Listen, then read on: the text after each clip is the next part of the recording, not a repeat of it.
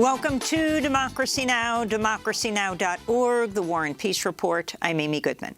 The National Weather Service has issued hurricane advisories to more than 2.5 million coastal residents of Georgia and the Carolinas as Hurricane Ian gathers strength after carving a historic trail of devastation across Florida.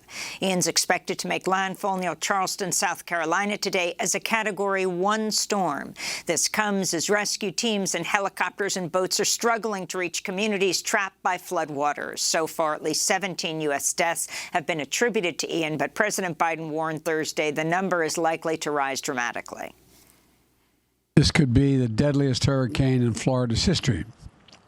The numbers are still unclear, but we're hearing early reports of what may be substantial loss of life. More than 2 million homes and businesses across Florida remain without power. Republican Governor Ron DeSantis said the storm caused biblical damage to Sanibel Island and tore homes to their concrete foundations in Fort Myers Beach. DeSantis called it a 1-in-500-year storm.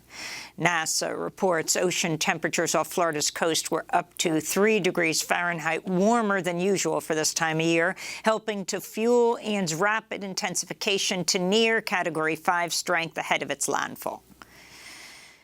Ukraine's government says a Russian missile strike on a humanitarian convoy has left 23 people dead and more than 30 others wounded. Today's deadly attack in the city of Zaporizhzhia came as Russian President Vladimir Putin prepares to deliver a major address in Moscow where he's expected to announce 4 Russian-occupied regions of Ukraine will join the Russian Federation. President Biden condemned voter referenda used by Russia to justify its annexation of the territories as an absolute sham, while UN Secretary General Antonio Guterres called annexation a dangerous escalation that would jeopardize prospects for peace. The UN Charter is clear. Any annexation of a state territory by another state resulting from the threat or use of force is a violation of the principles of the UN Charter and international law. Sweden's Coast Guard said Thursday it's discovered a 4th leak in the Nord Stream pipelines built to carry Russian gas under the Baltic Sea, as NATO formally blamed sabotage for underwater explosions that led to Monday's rupture. NATO did not blame Russia for the attack, though leaders of several NATO member nations have blamed the Kremlin without citing evidence. Meanwhile, Russian officials suggested the U.S. or one of its allies is to blame. The disaster is now thought to be the largest fossil gas leak in history. The U.S. Geological Survey estimates it added 0.1% of estimated annual global methane emissions to the atmosphere. The U.S. Senate has approved legislation to supply Ukraine with $12.3 billion in additional aid, most of it to support Ukraine's military. It's part of a stopgap spending package needed to fund the U.S. government past midnight tonight. The House is expected to quickly approve the spending package, sending it to President Biden for his signature, averting a government shutdown. Congress previously approved about $54 billion in military and humanitarian aid to Ukraine. This comes as the Pentagon says it's preparing to open a new command base in Germany that will oversee a long-term training and assistance program for Ukraine's military. Senators approved the stopgap spending bill after West Virginia Senator Joe Manchin abandoned his own energy permitting proposal that would have fast-tracked federal review of permits for new energy projects, including the Mountain Valley frack gas pipeline. This week, the White House said it would continue to work with Senator Manchin to find a new vehicle to get his permitting reform legislation through Congress. Press Secretary Karine Jean-Pierre said in a statement, "The president supports Senator Manchin's plan because it's necessary for our energy security and to make more clean energy available to the American people," unquote. In Brazil, voters head to the polls Sunday for an election that could see far-right President Jair Bolsonaro replaced by former President Luiz Inácio Lula da Silva. Polls show Lula has a strong lead over Bolsonaro, but it remains unclear if he has enough support to win the 11-way race outright. If not, Brazil will hold a runoff election October 30th. Lula has been running on a platform to reduce inequality, preserve the Amazon rainforest, and protect Brazil's indigenous communities. There's widespread fear in Brazil that Bolsonaro could attempt to stage a coup if he loses the election. Earlier in the campaign, Bolsonaro said, quote, "Only God will remove me from power. The army is on our side. It's an army that doesn't accept corruption, doesn't accept fraud," he said. We'll go to Brazil after headlines. In Afghanistan, at least 19 people were killed and more than 24 others injured today as a suicide bomber targeted an education center in the capital, Kabul. The blast struck a predominantly Shia Muslim neighborhood home to Kabul's minority Hazara community. Most of the dead and wounded are female high school graduates who are studying for a university entrance exam. This follows twin bombings at schools in the same neighborhood earlier this year and a 2021 blast that killed 85 people, most of them female students, while wounding 300 others. India's Supreme Court's ruled that all women can access abortion care up to 24 weeks of pregnancy, regardless of marital status.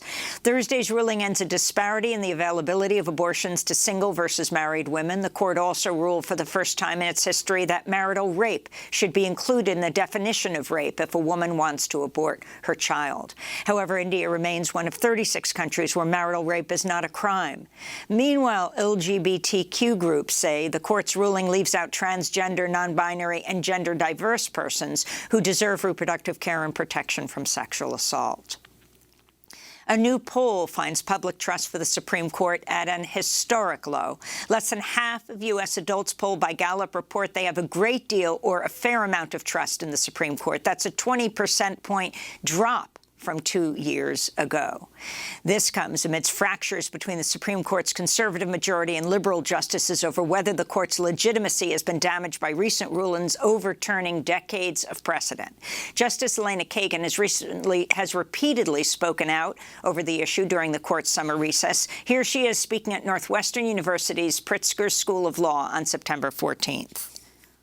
When we're talking about legitimacy of the court, it prevents people from thinking that it's all about politics. I mean, what if a new judge comes in, if there's new members of a court, and all of a sudden everything is up for grabs, all of a sudden very fundamental principles of law are being overthrown, are being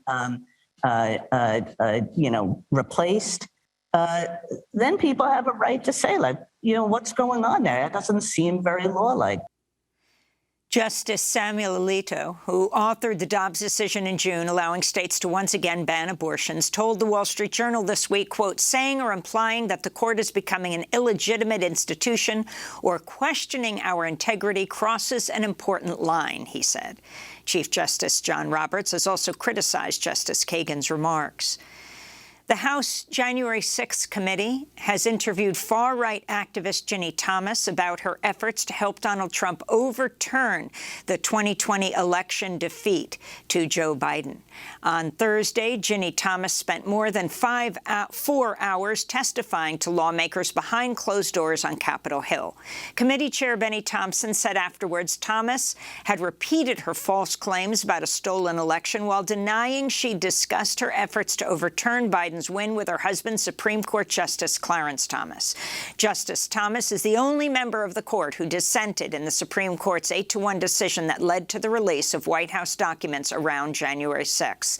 Justice Thomas refused to recuse himself in the case, leading many Democrats to call for his impeachment.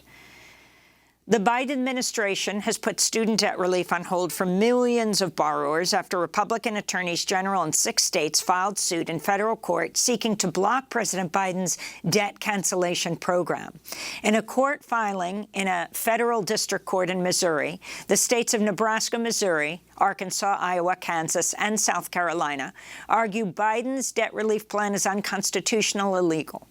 Last month, the White House said it would cancel as much as $20,000 per person in student debt to help as many as 40 million borrowers. The Education Department said Thursday people who've already begun to seek loan forgiveness will still receive it, while others will have to wait while legal challenges play out. At The Hague, a man accused of helping to finance and organize the 1994 Rwandan genocide has gone on trial at the International Criminal Court.